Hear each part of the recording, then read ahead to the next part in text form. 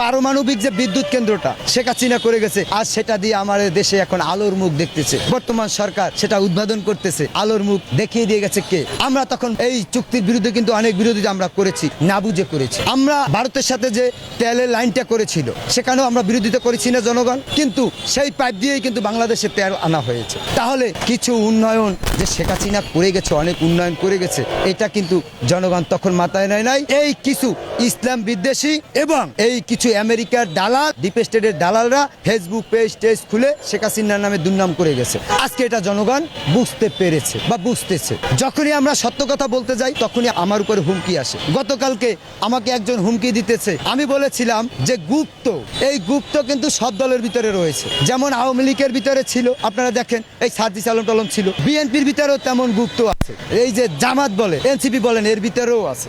এখন আমি এই কথাটা বললাম কেন? এই জন্য সে আমাকে হুমকি দিচ্ছে।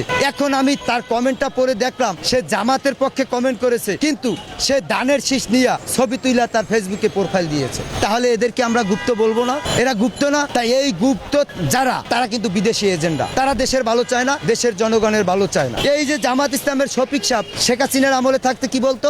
16ই ডিসেম্বর শহীদ মিনারে ফুল দেওয়া না জায়েজ, কিন্তু তারাই তো দেখলাম আমরা শহীদ মিনারে ফুল দিয়েছে। এখন কি সব জায়েজ?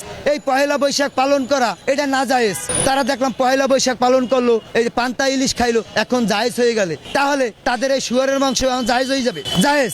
মামুনুল হক সেদিনকার বলেছে আওয়ামী লীগ যদি ফিরে না আসতে পারে সেজন্য আমেরিকার এই শুয়ারের মাংস হালাল। তাহলে সে যদি এই কথা বলতে পারে তাহলে সে কি মুসলমান?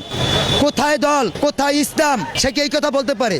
এই মামুনুল হক ঢাকা সমাবেশ দিয়েছে, ছোট ছোট মাদ্রাসার বাচ্চা যাদের 8-10 বছর 12 বছর। আরে ভাই, সে রাজনীতির কি বুঝে? সে থাকবে তার মাদ্রাসায় পড়বে। তা তাদের গার্ডিয়ানকে আমি অনুরোধ করব, আপনাদের সন্তানকে যদি শিক্ষিত করতে চান এদেরকে এই সমাবেশে দিয়ে, কারণ এখানে ঝুঁকি রয়েছে। যখনই একটা সমাবেশ হয় তখনই একটা দুর্ঘটনা ঘটতে পারে, একটা হামলার ঘটনা ঘটতে পারে, জঙ্গি হামলা ঘটতে পারে। তখন এই ছোট বাচ্চারা কোথায় যাবে? এই নাবালক শিশুদেরকে তারা বিক্রি করছে।